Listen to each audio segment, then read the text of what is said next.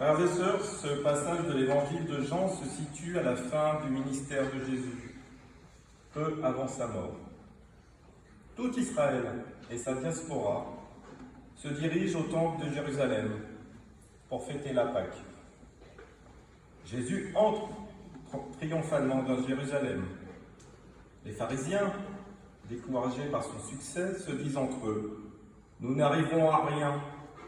Voilà que tout le monde se met à sa suite.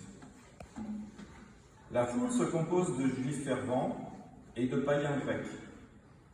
Les Grecs veulent voir Jésus, nous dit l'évangéliste. C'est leur demande, faite à l'apôtre Philippe. Ces Grecs ont entendu parler de ce grand prophète qui parcourt la Palestine depuis 3 ans et enseigne une nouvelle religion. De plus, il fréquente les pécheurs, les pauvres et les exclus. Personne n'a osé parler et agir comme lui. Pour toutes ces raisons, ils insistent. Nous voudrions voir Jésus. La réponse de Jésus est étonnante. L'heure est venue. Et il ajoute, si le grain de blé tombé en terre ne meurt pas, il reste seul. Mais s'il meurt, il donne beaucoup de fruits. Celui qui aime sa vie la perd. Celui qui s'en détache en ce monde la garde pour la vie éternelle. Quand j'aurai été élevé de terre, j'attirerai à moi tous les hommes. Alors même que Jésus nous enseigne que celui qui s'abaisse sera élevé, tous les humains dépensent leur énergie à essayer de s'élever et de dominer. Jésus a suivi la trajectoire inverse. Il renonce à sa nature divine pour endosser la condition de serviteur. Il nous appelle, nous tous, à l'imiter, à ne plus être du monde, de ce monde où règne le moi d'abord, les rapports de force, l'esprit de domination et l'affirmation de soi. Il nous dit « Je vous donnerai un esprit nouveau, un cœur nouveau ». Jésus nous appelle à approcher de la croix et à mourir à nous-mêmes. Ainsi, nous porterons du fruit, imprégné de son humilité et de son amour.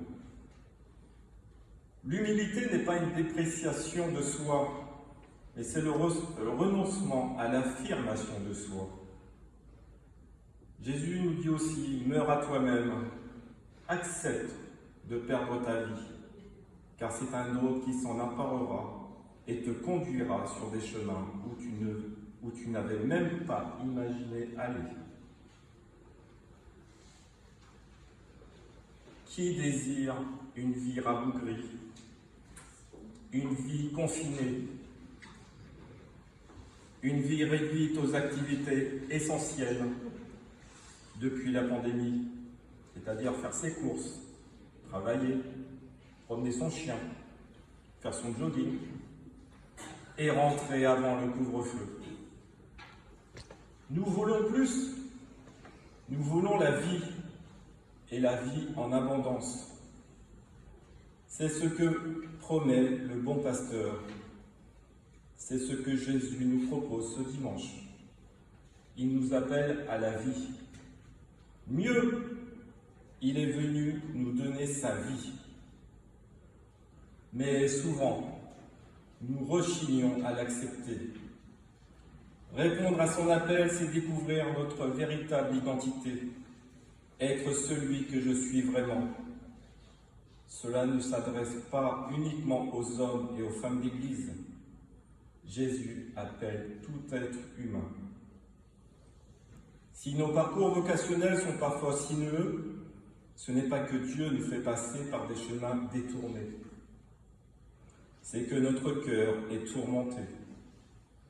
Dieu appelle aujourd'hui comme hier, mais nous lui faisons la sourde oreille et sommes un obstacle à son appel. Je vais vous donner 3 obstacles. Le premier obstacle à l'appel de Dieu est la peur. la peur que Dieu n'entrave notre liberté. Or, Jésus est clair. Celui qui entre par la porte, c'est le pasteur, le berger des brebis. La différence entre le Christ et les marchands d'illusions, c'est que lui ne force pas le passage. « Je me tiens à la porte et je frappe », dit l'agneau dans l'Apocalypse. Il attend patiemment qu'on lui ouvre la porte de notre cœur. Dieu n'est donc pas un danger pour notre liberté. Jésus vient nous libérer pour nous conduire au vrai bonheur. Mais encore une fois, il se tient à la porte. Il attend le droit de passage. Le deuxième obstacle à la réalisation de notre vocation, c'est-à-dire à notre joie, à la joie, c'est passer cette porte. « Moi, je suis la porte », dit-il dans Saint Jean. « Si quelqu'un entre en passant par moi, il sera sauvé. » Jésus est le point de passage obligé pour aller vers Dieu. Il est le chemin, la vérité et la vie. Et cette phrase que tout le monde connaît, « Frappez et l'on vous ouvrira. Demandez, cherchez et vous trouverez. Demandez et on vous donnera. » Il n'y a pas d'autre accès au Dieu véritable que par son Fils, en qui il nous a tout donné. Les conséquences ne concernent pas que la pratique religieuse, mais la vie privée, la vie professionnelle, les engagements associatifs et d'Église. Notre vie doit passer par le chemin de l'Évangile. Une vie privée qui n'est pas évangélisée, un travail qui n'est pas mal axé au ferment de l'Évangile, des engagements qui ne sont pas éclairés à la lumière du Christ ne peuvent mener au bonheur durable. Notre vie, déjà consacrée par le baptême, ne s'accomplit qu'en Dieu.